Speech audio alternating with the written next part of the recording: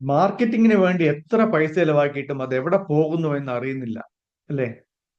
ഇഷ്ടം പോലെ ചെലവാക്കുന്നുണ്ട്. Digital marketing എല്ലാം പരീക്ഷിച്ചു കഴിഞ്ഞു. പല രീതിയിലുള്ള മാർക്കറ്റിംഗിന് ട്രൈ ചെയ്ത് കഴിഞ്ഞു. പക്ഷേ റിസൾട്ട് മാത്രം വരുന്നില്ല. ഇങ്ങനെയുള്ള ഒരു പ്രശ്നം നിങ്ങൾ അഭിമുഖീകരിക്കുന്നുണ്ട് എന്നുണ്ടെങ്കിൽ അതിനുള്ള പ്രധാനപ്പെട്ട കാരണം നിങ്ങൾ നിങ്ങളുടെ കസ്റ്റമർ അവതാർ നിങ്ങൾ ക്രിയേറ്റ് ചെയ്തിട്ടില്ല എന്നുള്ളതുകൊണ്ടാണ്.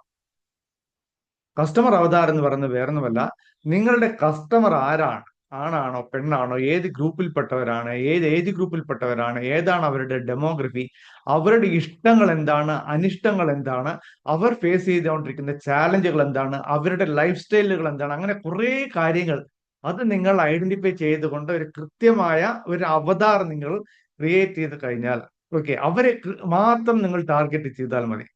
അവരെ ടാർഗറ്റ് ചെയ്തുകൊണ്ട് ആ ടാർഗറ്റ് ചെയ്യുന്ന സമയത്ത് അവരുടേതായിട്ടുള്ള കോൾ ടു ആക്ഷനും അവരുടേതായിട്ടുള്ള ഹുക്ക് പോയിന്റ്സും എല്ലാം വെച്ചുകൊണ്ട് നിങ്ങൾ മാർക്കറ്റിംഗ് ചെയ്യുകയാണെങ്കിൽ നിങ്ങളുടെ ലീഡ് കോസ്റ്റ് കുറയും എന്നുള്ളത് മാത്രമല്ല, വരുന്ന ലീഡിന്റെ ക്വാളിറ്റിയും നല്ല രീതിയിൽ ഇമ്പ്രൂവ് ആവും. അപ്പോൾ ആ കസ്റ്റമർ അവതാറിന് ആവശ്യമുള്ള കാര്യങ്ങൾ എന്തൊക്കെയാണ് എന്നറിയണമെന്ന് ആഗ്രഹമുണ്ടെങ്കിൽ, അതായത് കസ്റ്റമർ അവതാറിന്റെ ഫോർമാറ്റ് വേണമെന്നുണ്ടെങ്കിൽ, ജസ്റ്റ് നിങ്ങൾ അവതാർ എന്ന് മാത്രം AVATAR എന്ന് മാത്രം ടൈപ്പ് ചെയ്ത് കമന്റ് ചെയ്ത് അയക്കുക. ഞാൻ നിങ്ങൾക്ക് കസ്റ്റമർ അവതാറിന്റെ ആ ഫോർമാറ്റ് അയച്ചു തരാം.